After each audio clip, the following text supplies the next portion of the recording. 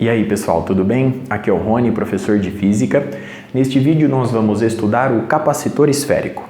No vídeo, onde estudamos o capacitor plano, nós já vimos como carregar um capacitor.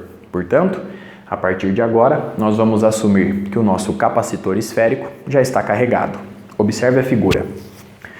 Um capacitor esférico é constituído por duas esferas condutoras concêntricas de raios R1 e R2.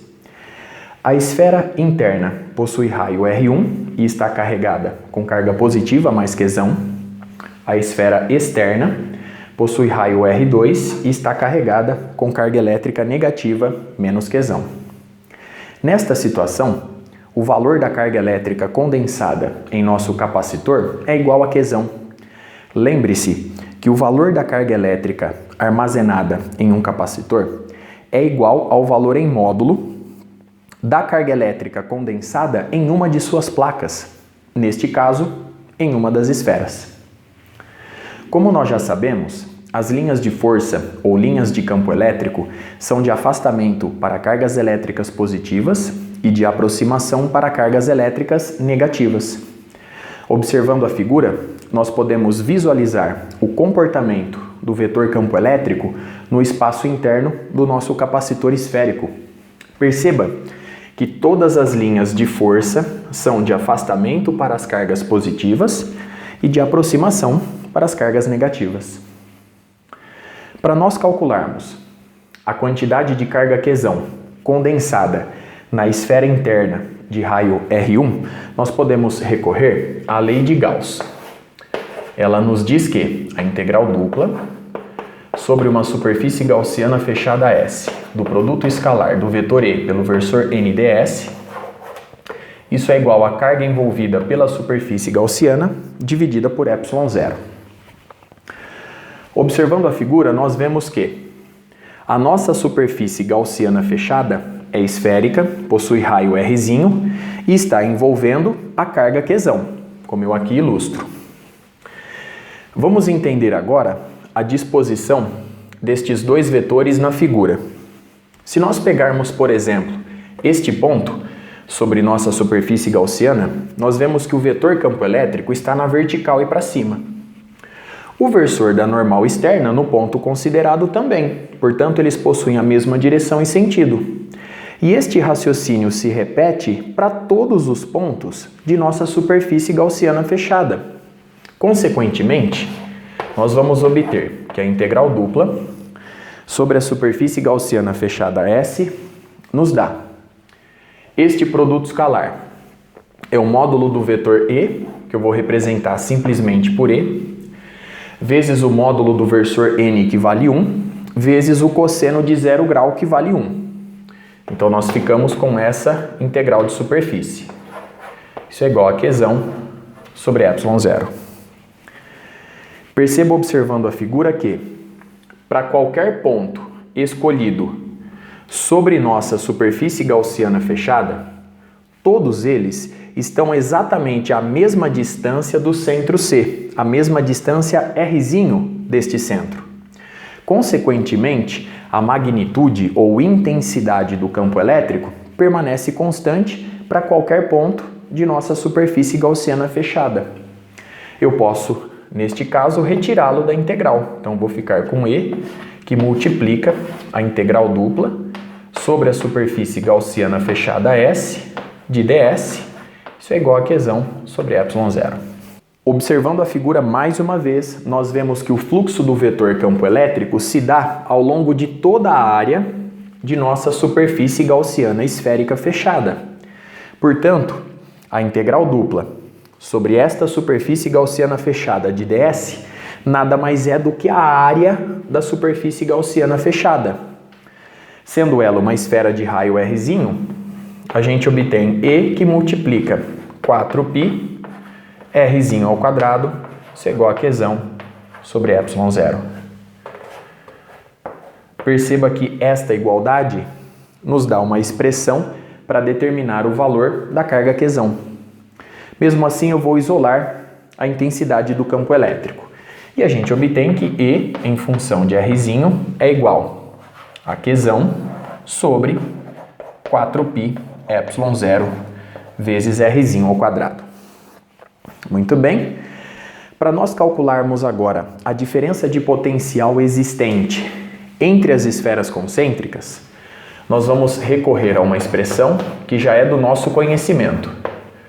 V mais menos V menos é igual ao negativo da integral de menos a mais do produto escalar do vetor E pelo vetor dl.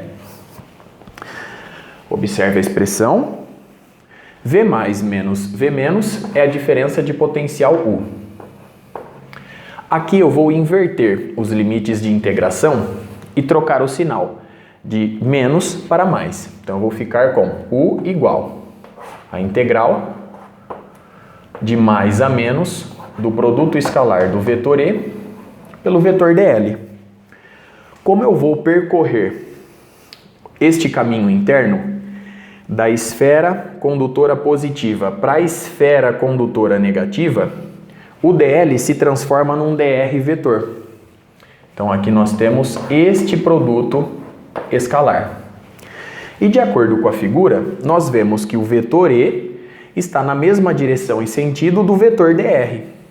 Consequentemente, esse produto escalar nos dá U igual a integral do módulo do vetor E, que é simplesmente E, vezes o módulo do vetor dr, que é simplesmente dr, vezes o cosseno de 0 grau, que vale 1. Como eu estou indo da esfera positiva para a esfera negativa, eu estou indo de R1 para R2. Então eu troco o sinal positivo por R1 e troco o sinal negativo por R2. Muito bem.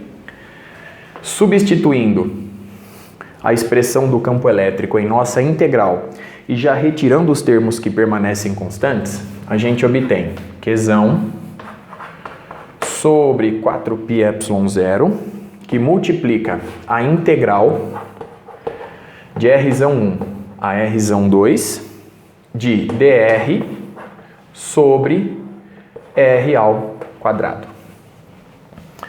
Observe aí a nossa integral.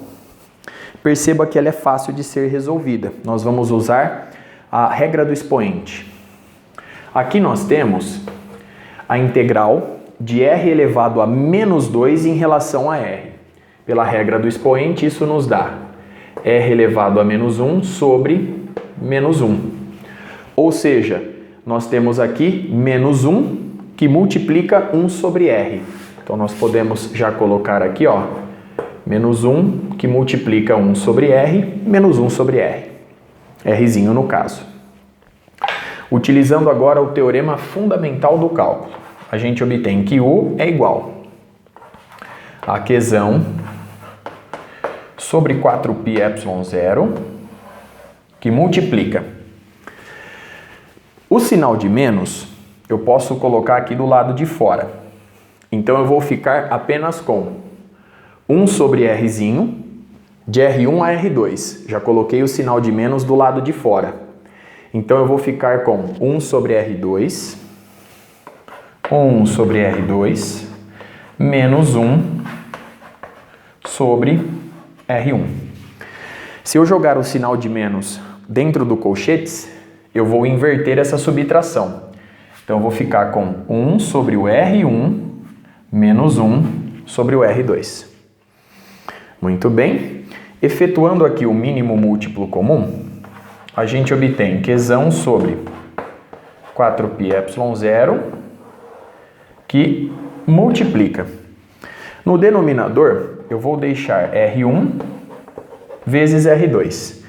O numerador vai nos dar R1 vezes R2 dividido por R1 dá o R2, vezes 1, R2, menos R1 vezes R2 dividido por R2 dá o R1, vezes 1, R1.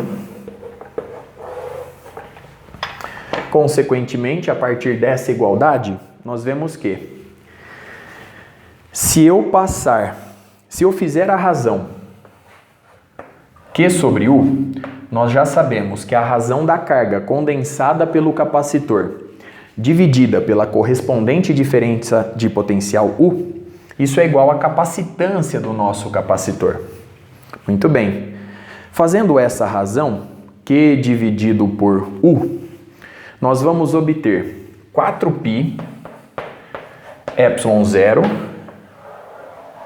que multiplica R1 vezes R2 dividido por R2 menos R1. Essa é a expressão que nos permite calcular a capacitância de um capacitor esférico. E perceba mais uma vez que a capacitância de um capacitor depende de sua geometria, de parâmetros geométricos, neste caso, dos raios das esferas condutoras concêntricas.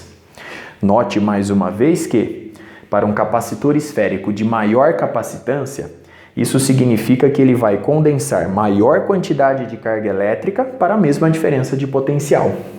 Essa expressão, a partir dela, nós também podemos obter a capacitância de uma esfera de raio R, isolada. Para fazer isso, nós vamos fazer o raio R2 tender a infinito. Consequentemente, as linhas de força ou linhas de campo elétrico vão se originar na esfera condutora interna de raio R1 e vão se estender até o infinito. Então, nós vamos fazer R2 tender a infinito. Para calcular a capacitância, para obter uma expressão que nos permite calcular a capacitância de uma esfera isolada de raio R, neste caso de raio R1. Essa expressão, ela pode ser alterada da seguinte forma. Capacitância C é 4π ε0 que multiplica. Eu vou jogar o R2 dividindo. Vai ficar assim, ó, R1 sobre R2 menos R1, tudo dividido por R2, porque eu vou jogar ele lá para baixo. Então essa expressão vai ficar assim, ó. Eu tenho aqui R1 dividido por R2 menos R1 dividido por R2. Perceba que ao fazer a volta aqui, você recupera essa expressão. R2 menos R1 dividido por R2 nos dá justamente, vamos apagar aqui, nos dá 1 menos R1 sobre R2. Então observe a expressão. Se R2 está tendendo ao infinito, R1 sobre R2 tende a zero. 1 menos 0, 1. Portanto, a capacitância de uma esfera isolada, carregada positivamente, por exemplo, de raio R1, é justamente 4π ε0 vezes o valor do raio da esfera considerada. Neste caso, é o raio R1. Então, observe. A partir da expressão que nos permite obter a capacitância de um capacitor esférico, a partir dela, nós obtivemos uma expressão que nos permite calcular a capacitância de uma esfera condutora carregada isolada de raio R1. E como nós fizemos isso? Pegamos o raio R2 e estendemos ele até o infinito. Muito bem. Com isso, eu encerro este vídeo. Até a próxima.